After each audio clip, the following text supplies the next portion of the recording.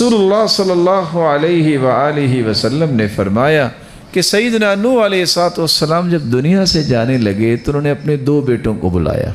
कहा बेटो, मैं एक बात आपको कहना चाहता हूँ। उन्होंने कहा आप फरमाएं। कहा मेरे बेटो, ज़िंदगी की आखिरी सांस तक दो बातें न छोड़ना।